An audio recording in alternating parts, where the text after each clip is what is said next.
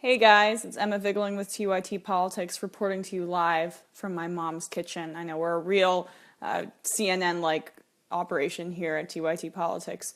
Just a reminder, we are trying to hit 100,000 subscribers at least by the end of the year. By the end of the election would be glorious. We just passed 15 million views on our channel on TYT Politics, so huge deal. Obviously, Jordan and I have been working super hard, and Eric as well, and Michael Schur has been on the channel just trying to get you as much content as possible, so keeping you informed in this horrible race to the bottom election year. So again, subscribe, tell your friends, tell your neighbors, tell everybody that you know. TYT Politics, that's where real journalism is. So right now there's the AT&T Time Warner merger that really was getting me fired up. If you follow me at all on Twitter last night, I was tweeting constantly about this merger, which is just another consolidation of these massive media conglomerates. I'll first explain to you a little bit of the details and then where each of these candidates stand. I wonder which candidate is more corporatist about this. I wonder which progressive candidate is more for this deal than I already gave it away, than Donald Trump. Hillary Clinton and Time Warner have a very cozy relationship, and she's pretty close with AT&T as well. And you know what? Donald Trump is out-progressiving her on this particular issue. So that's the embarrassment that we have for the Democratic Party when we have a fascist who is being more progressive on a corporatist issue than the Democrats. So I'll save my anger for a little bit later, but let me just give you guys the rundown on the particular topic. So New York Times editorial really displays why this merger would be disastrous for Americans. It's the editorial board. The article is entitled "Promises, Promises" from AT&T. AT&T's $85.4 billion acquisition of Time Warner would transform it from a landline, wireless, and satellite TV company into one of the most important media gatekeepers in the country, giving it a strong financial incentive to use its programming to hammer competitors. The company agreed to pay Time Warner, which owns Warner Brothers Studios, HBO, CNN, TNT, and other TV channels, a 35% premium over its market value. AT&T executives say the deal would benefit its customers by leading to new innovations, but it would only be logical for the company to use Time Warner's trove of movies and TV programming to keep and attract subscribers to AT&T while making it harder or more expensive for competing telecom and streaming companies to get access to that content. So, first of all, let's just say, AT&T executives say the deal would benefit its customers by leading to new innovations. Bullshit. As soon as you hear something like that, your bullshit meter should go up right away. 35% premium over its market value. This is a massive, massive media conglomerate already. AT&T. And Time Warner on itself is extremely massive. Creating them together, the fact that it doesn't constitute a monopoly in the eyes of the government, if the Justice Department and the FCC doesn't block this, is outrageous. We already had, as I'll get into later, a massive merger between Comcast and NBC a few years ago that they allowed to go through.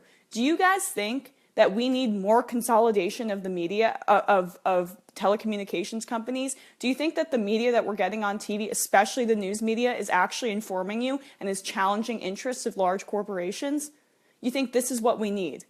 But apparently, we have a government that is likely going to let this go through, if my predictions are correct, because they represent the corporations, not us. I don't think if you asked one person in America, does my cable bill need to go up more? They would, anyone who isn't an executive at one of these companies would say, fuck no. I'll continue. The New York Times piece continues. AT&T already has enormous power in this market. More than 25 million American households buy TV services from the company's DIRECTV and Uverse units. The company also has 130 million wireless subscribers. By the way, sorry, I have to interrupt. We are a country of, that's what, like a third of the country? That's basically a third of the country. And 15 million broadband customers. Add Time Warner to that collection, and AT&T could gain even more clout by, for example, choosing not to carry shows created by other media companies. meaning you would have to, if you wanted to gain access to the shows that you wanted to, you would have to subscribe to those other companies in addition to this massive conglomerate with AT&T and Time Warner. Some entrepreneurs may not want to create rivals to CNN or HBO if they feared they would not get access to $25 million households. That's what we need CNN to have more power as a media source. We need them to be the only channel that is reaching a massive plurality of Americans, because they're so informative and they're so challenging of the government.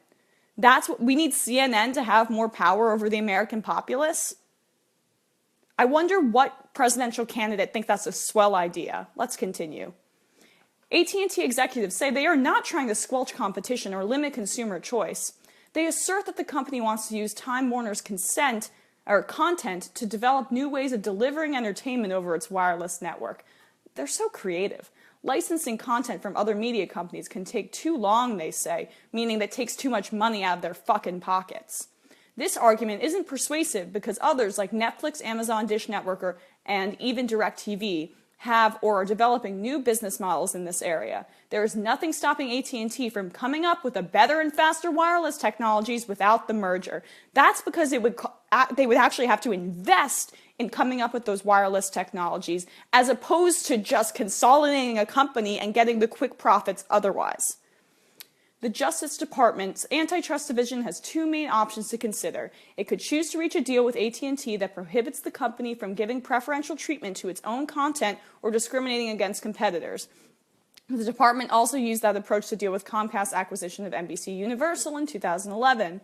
Comcast has generally abided by the conditions, but it's too early to know whether the requirements were sufficient. So we already had a very significant merger like this, Comcast's acquisition of NBCUniversal, which also meant an acquisition of MSNBC. So beyond the fact that this merger would hurt consumers by monopolizing the market and not giving them options, this merger would also fuck us over in terms of TV media as well.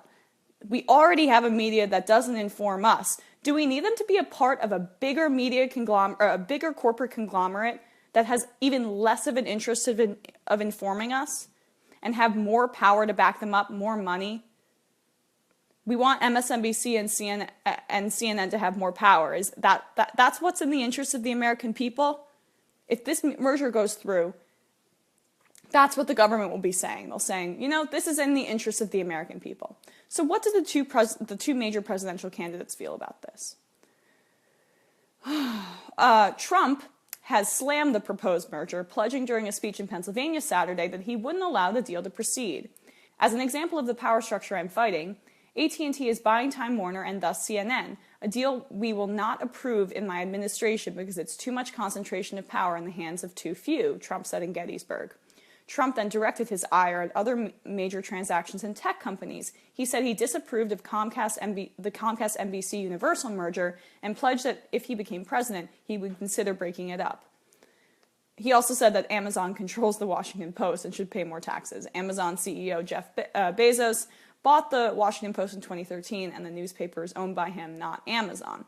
So, okay, obviously Trump doesn't have his facts straight on anything, and who knows if he's even honest about breaking up these media conglomerates, but I don't actually think he's being dishonest. I think he sees that the mainstream media has been slamming him, rightfully so, but maybe disproportionately to another candidate, and he thinks, screw him, I'll break those media conglomerates up. It's not good for me, and that's how he sees everything, is how is it good for me? So I'm not even saying we should trust Donald Trump on this issue, but this is essentially what he is saying is a more progressive version of a view on telecommunications monopolies. Let's see what Hillary Clinton has to say. A spokesman for Hillary Clinton's campaign did not immediately respond to a request for comment. Previously, the Democratic nominee has pledged to appoint tough, independent authorities, that's very specific, to strengthen antitrust enforcement and really scrutinize mergers and acquisitions so the big don't get bigger and bigger. Those are really nice words, Hillary Clinton. Let's see what if that holds up. Clinton's vice presidential running mate, Senator Tim Kaine, was asked about the merger on NBC's Meet the Press Sunday and whether he's similarly skeptical. I share the concerns and questions, Kaine said. We have to get to the bottom of them. Concerns and questions. As if she doesn't even have her position already. Kaine said that pro-competition and less concentration are generally helpful, especially when it comes to the media. Okay, great talk. Clinton's campaign spokesman Brian Fallon was also asked for the campaign's reaction to the deal and pointed mainly to Kaine's remarks, basically saying she's not going to go on record saying anything about this merger. We're just going to have her affable vice president come out and say that he's generally against it, and he shares concerns and questions. He also added that, in general, we think that marketplace competition is a good and healthy thing for consumers, and so there's a number of questions and concerns, which is exactly what Kaine said, so that was an internal talking point that arises in the vein about this announced deal, but there's still a lot of information that needs to come out before any conclusion should be reached. Certainly, Clinton thinks that the regulators should scrutinize it closely. I wonder if that bears out when you look at her donors. Hillary Clinton's top 10 cumulative donors between 1999 and 2016. Let's just see. Number 1, Citigroup. Yeah, she'll be tough on the big banks. Number 2, Goldman Sachs. Definitely tough on the big banks. DLA Piper, which is a law firm, kind of corporatist law firm. JP Morgan Chase. Emily's List. Morgan Stanley. What comes next? Time Warner. Time Warner. We continue. Hillary Clinton's campaign treasurer. His name is Jose Villarreal.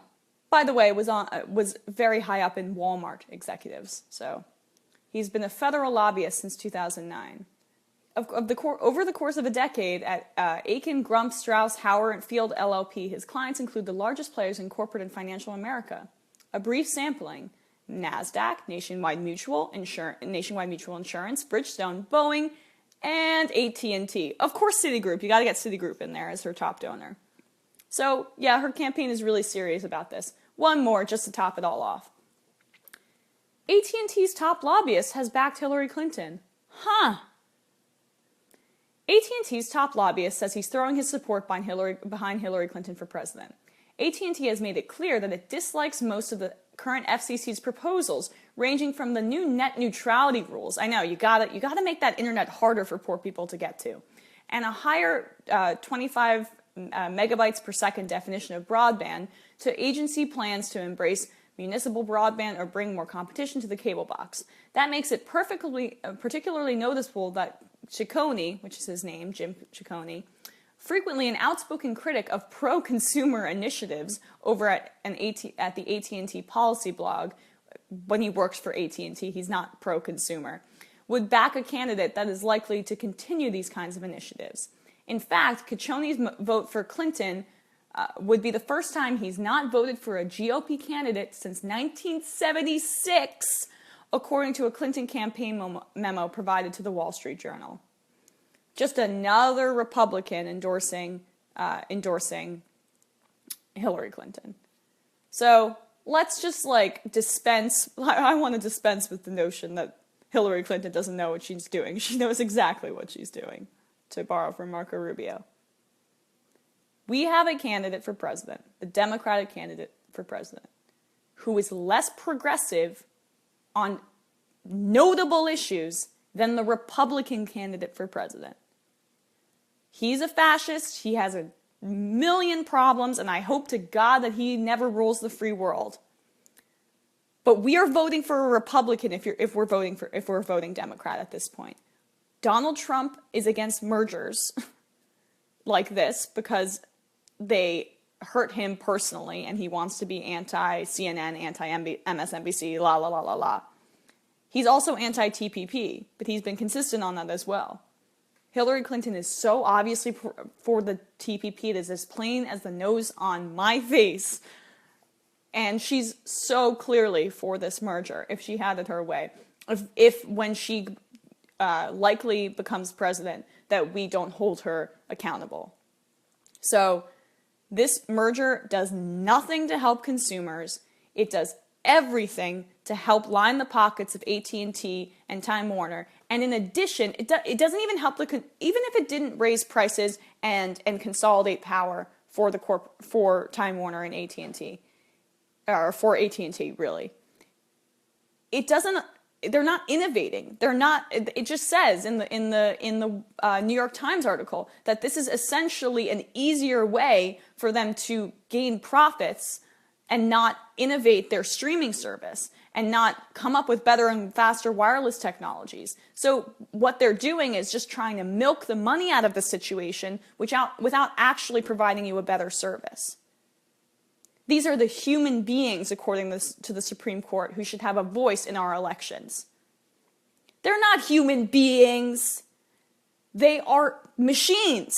And that's fine. They can exist in their own paradigm, in their own part of American life. But the fact that they have this stranglehold on both of the American parties makes it impossible for Americans to actually be represented in the government. If this merger goes through, I will be screaming from the rooftops. It does nothing to help you or me. So, if Hillary Clinton becomes president, there's a very, very good chance that something like this goes through. And at this point, why do we even have monopoly laws? We don't follow them. Since the railroads, we haven't had a fucking concern about monopolies. These companies, these corporations, they're ruling us all, man. And they have a hold of the Democratic candidate for president. Have a great day. I am not thrilled today, as you can see.